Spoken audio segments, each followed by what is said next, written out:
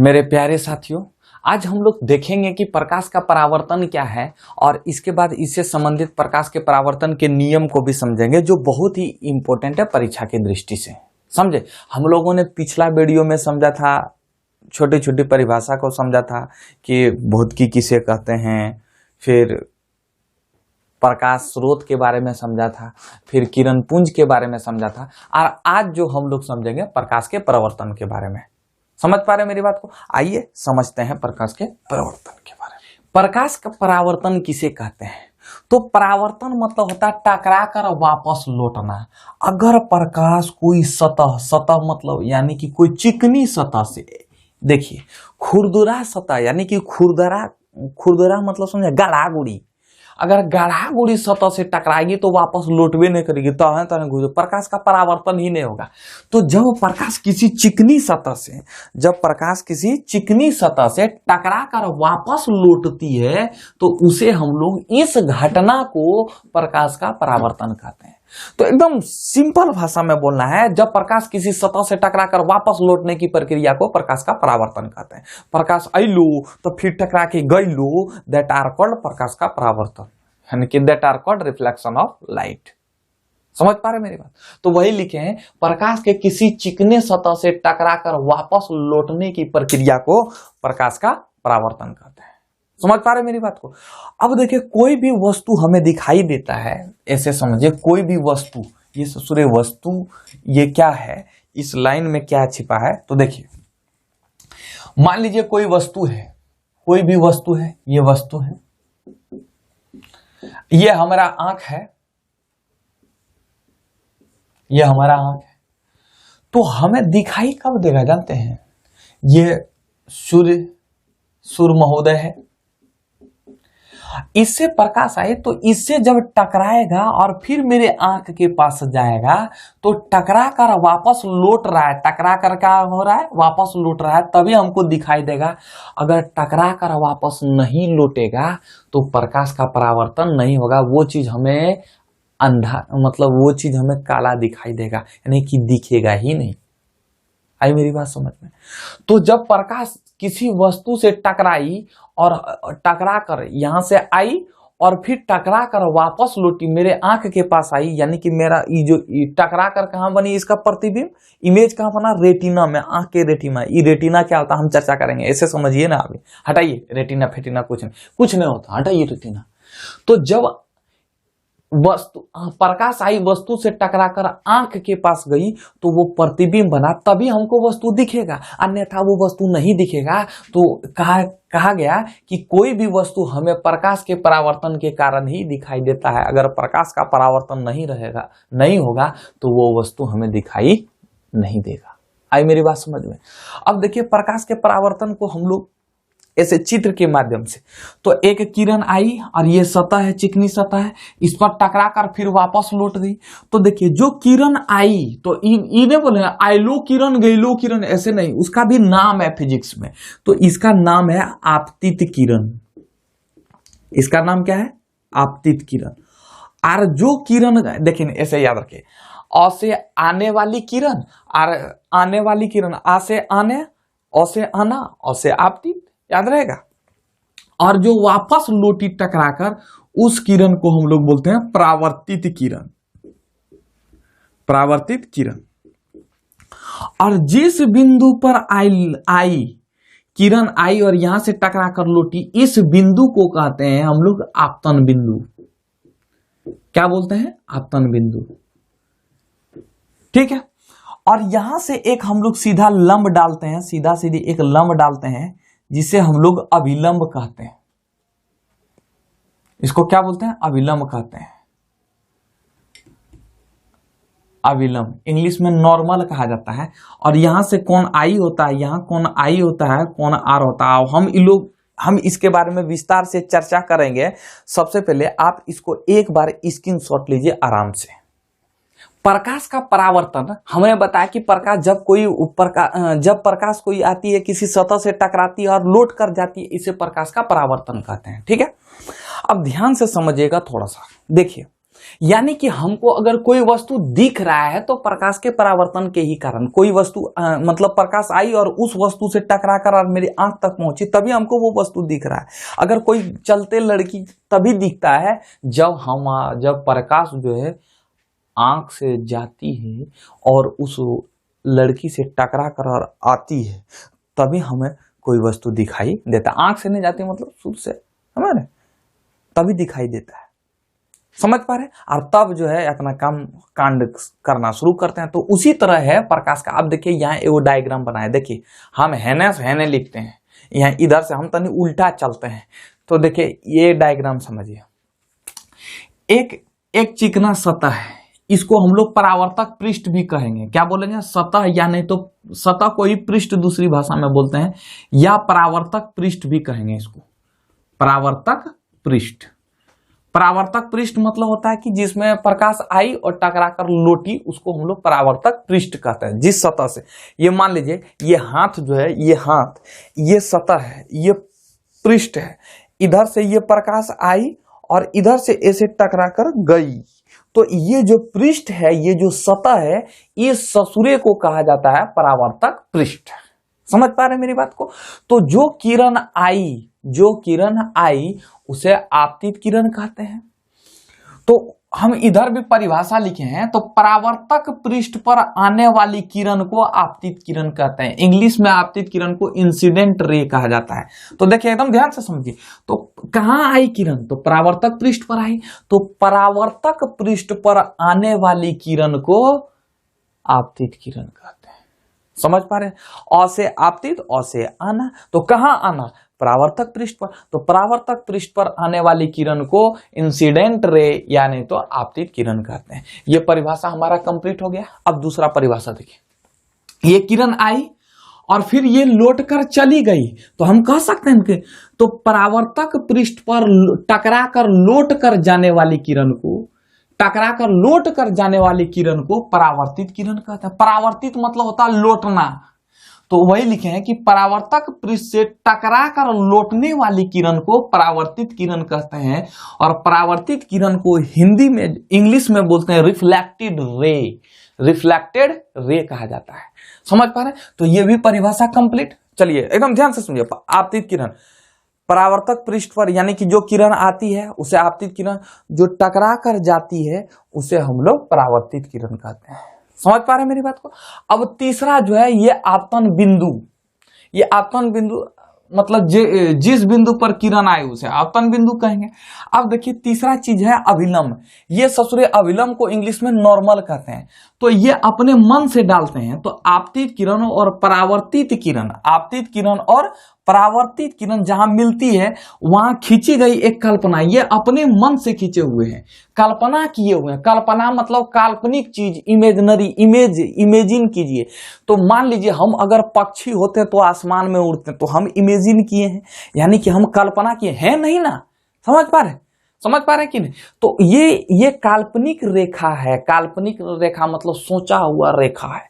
तो जब आपतित किरण और परावर्तित किरण के मिलाने वाले बिंदु पर जो रेखा खींचते हैं, जो काल्पनिक रेखा खींचते हैं, उसे अभिलंब कहते हैं। उतना नहीं जानते हैं, उतना परिभाषा नहीं करना, याद करना है ना? तो इसको देखिए, आपतन बिंदु पर डाले गए लंब को, लंब मतलब सीधी रेखा को, डाले गए लंब को अभिलंब कहते हैं। अभिलंब को इंग्लिश में नॉर्मल कहते हैं। यह भी परिभाषा कंप्लीट। चलिए आपतित किरण, परावर्तक पृष्ठ पर आने वाली किरण को आपतित किरण, फिर टकरा कर लौट कर जाने वाली किरण को परावर्तित किरण, आपतन बिंदु पर सीधे डाले गए लंब को अभिलंब, या आपतित किरण और परावर्तित किरण के मिलने वाली रेखा पर खींचे गए मिलने वाली रेखा, यानी कि मिलने वाले बिंदु पर खींचे गए काल्पनिक रेखा को अभिलंब कहते हैं। ये समझ रहे हैं? या आपतन बिंदु पर डाले गए लंब को अभिलंब कहते हैं। अब जो ये चौथा और पांचवा है, इसमें क्या है देखिए, यहां कौन बना कि नहीं? देखिए यहां कौन बना? आपतित किरण और अभिलंब के बीच, ये है आपतित किरण और ये है अभिलंब, इसके बीच में कोण बनाना। तो ये जो कोण है, इस कोण को ससुरे नाम दिया गया है आपतन कोण। तो अगर पूछ दे कि आपतन कोण किसे कहते हैं, तो जवाब देना है आपतित किरण और अभिलंब के बीच बने कोण को क्या बोलते हैं? आपतन कोण। इंग्लिश में बोला जाता है एंगल ऑफ इंसिडेंस। देखिए यहां लिखे हैं एंगल ऑफ इंसिडेंस, ठीक है। तो आपतित किरण किसे? आपतन कोण है ना, तो आपतित किरण और आपतन कोण ऐसे समझिए। आपतित किरण और अभिलंब, ये आपतन कोण कहां बन रहा है? आपतित किरण और अभिलंब के बीच, तो इसलिए इसका नाम होगा आपतन। और ये परावर्तित किरण कहां, परावर्तन कोण कहां बन रहा है? परावर्तित किरण और अभिलंब के बीच, तो इसलिए यहाँ परावर्तन कोण बन रहा। प से परावर्तित किरण, यहाँ प से परावर्तन कोण। तो परावर्तित किरण और अभिलंब के बीच बने कोण को परावर्तन कोण कहते हैं। अब ध्यान से समझिए इसको पहले फिर से। आपतित किरण, आपतित किरण किसे कहते हैं?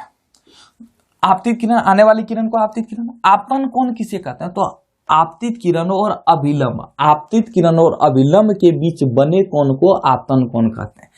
आपतन कोण, ये कोण है तो कोण को इस तरह दर्शाते हैं, इस तरह देखिए ना, एल को थोड़ा बिचका दीजिए, ऐसे करके बिचका दीजिए, तो एल को इस तरह दर्शाते हैं, ये कोण है, कोण।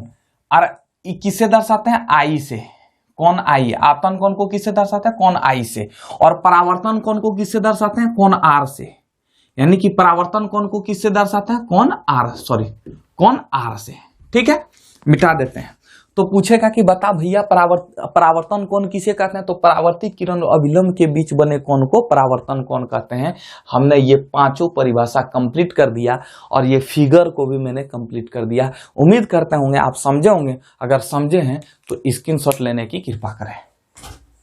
अब समझते हैं प्रकाश के परावर्तन के नियम को। हमने समझा कि प्रकाश के परावर्तन किसे कहते हैं, तो जब कोई प्रकाश टकरा कर किसी सतह से टकरा कर वापस लौटती है तो उसे प्रकाश का परावर्तन कहते हैं। अब प्रकाश के परावर्तन के दो नियम हैं, समझिए ध्यान से। अब देखिए, यानी कि हमें कोई वस्तु तभी दिखाई देगी, यानी कि प्रकाश का परावर्तन तभी होगा जब ये सतह है, ये क्या है? सतह। मान लेते हैं ये कोई सतह है, ठीक है, सतह है। जब कोई वस्तु आई और टकरा कर वापस लौटी, टकरा कर वापस लौटी, आई तो आपतित, यानी कि वस्तु ने, सॉरी, जब प्रकाश आई तो आपतित किरण, और जब टकरा कर लौटी तो उसे परावर्तित किरण कहते हैं, ठीक है। और बीच में डाले गए लंब को, ये जो, ये क्या था? अभिलंब था, हमने बताया था पिछले। और ये हुआ आपका आपतित किरण, आपतित किरण। और ये हुआ आपका परावर्तित किरण, परावर्तित किरण। और यहां आपका हुआ कोण आई और यहां हुआ कोण आर। ये हुआ आपका परावर्तन कोण, परावर्तन कोण। और ये हुआ आपका आपतन कोण, आपतन कोण। ध्यान से समझिएगा थोड़ा सा। अब देखिए करना क्या है इसमें, ऐसे समझिए इसको। यानी कि प्रकाश का परावर्तन तभी होगा जब आपतित किरण, आने वाली किरण, और परावर्तित किरण, जाने वाली किरण, यानी कि लौट कर टकरा कर जाने वाली किरण, और अभिलंब ससुरे तीनों एक ही समतल में हो। ऐसे समझिए, नहीं समझिए। ये किरण आई, ये कौन सी किरण है? रेड वाला को समझिएगा, आने वाली किरण, आपतित किरण। ये किरण आई, अब देखिए ये सतह है, ये क्या है? ये हमारा हाथ को सतह मान लीजिए। तो ये किरण आई, चू आई। अब चू जब आई तो ये टकरा कर फिर लौट गई है। देखिए ये काला वाला टकरा कर लौटी, तो जब काला वाला टकरा कर जब लौटी तो देखिए यहां ध्यान से सुनिए, ऐसे ही बन रहा है ना प्रकाश का। ये नीचे वाला सतह है, यहां लिख देते हैं सतह, परावर्तक पृष्ठ, परावर्तक पृष्ठ, समझ पा रहे हैं? तो देखिए ये क्या है? परावर्तक पृष्ठ है। इसे थोड़ा खोदना है, खोदना। तो ये हो गया, ये आपतित किरण, और ये हुआ आपका परावर्तित किरण। अब ध्यान से समझिए। और यहां बीच में जो है, अब हम बीच में एगो लंब डाल दें, तो देखिए ये बीच में क्या हो गया? ये लंब। अरे बब्बा हो बब्बा, चल रहे मौसा। तो ये जो बीच में हो गया ये अभिलंब हो गया। पकड़ा यार? नहीं पकड़ा पा रहा है। तो ये जो बीच में है ऐसे ऐसे है, अब ऐसे समझ लीजिएगा ना। तो बीच में जो है वो अभिलंब है, यानी कि यहाँ एक तो बीच में ऐसे समझ लिए, कल्पना कर लीजिए, दिमाग में रखिए। अब ध्यान से समझिए, अब सतह इसका एक ही यहाँ लिखे आपतित किरण परावर्तित किरण अवलंब तीनों एक ही समतल में होना चाहिए, यानी कि तीनों एक ही तल में होना चाहिए। ऐसा नहीं कि परावर्तित किरण इधर जाके इधर चल जाए और परावर्तित किरण इधर हो और आपतित किरण इधर हो और परावर्तित किरण इधर हो। तीनों का समतल जो है एक ही समतल, मतलब यही समतल में होना चाहिए। इधर आई और इधर ही गई, मतलब एक ही समतल में होना चाहिए। ये समतल अलग अलग नहीं होना चाहिए। अगर समतल अलग अलग होगा तो कभी प्रकाश का परावर्तन नहीं होगा। ऐसे समझिए, फिर से समझिए। ये किरण आई, ये परावर्तक पृष्ठ है, ये किरण आई तो एक ही समतल में, और आई तो इधर से ही टकरा कर लौटे, इधर से ही टकरा कर जाएगी। ऐसा नहीं कि ये किरण आई और इधर टकरा कर चल गई। तो एक ही समतल में अगर नहीं गई तो वो जो है प्रकाश का परावर्तन नहीं होगा। और तीसरा बात यह है कि जो है कोण आई बराबर कोण आर, यानी कि जितना डिग्री पर कोण आई, यानी कि आपतित किरण आई थी उतने ही डिग्री पर किरण वापस लौटेगी। यानी कि हम कह सकते हैं यहाँ का कोण और यहाँ का कोण दोनों बराबर होता है, कोण आई बराबर कोण आर। यानी कि इसको कह सकते हैं कि आपतन कोण हमेशा परावर्तन कोण के बराबर होता है, या आपतन कोण परावर्तन कोण दोनों बराबर होता है। आई मेरी बात समझ में? तो पूछ दे कि परावर्तन के नियम कितने हैं, तो बता दीजिएगा कि 2 नियम है। कौन कौन सा नियम? तो पहले बताइएगा कि आपतित किरण, परावर्तित किरण और अभिलंब तीनों एक ही समतल में होता है। दूसरा, आपतन कोण यानी कि कोण आई बराबर कोण आर, यानी कि आपतन कोण का मान परावर्तन कोण के बराबर होता है। तो अगर आप समझे तो इसका स्क्रीनशॉट ले लीजिए। तो ये था प्रकाश के परावर्तन से संबंधित जितने भी क्वेश्चन बनने की संभावित था, हमने बताया इसके बारे में और चर्चा किया, बेहतरीन ढंग से डिस्कस किया। अब हम लोग जो अगला वीडियो देखेंगे वो दर्पण से संबंधित है। उसमें देख लेंगे किरण आरेख, ये सब जो है एकदम धीरे धीरे को समझेंगे। ठीक है, तो ये फिगर ने बनाना है। ये फिगर तो हमने आपको पिछला वीडियो में बना दिया, ये समझाने के लिए हम बनाए हैं। इसको आप नोट किए कि नहीं, या इसको स्क्रीनशॉट कर ले लीजिएगा, आप बाद में कॉपी में लिख लीजिएगा।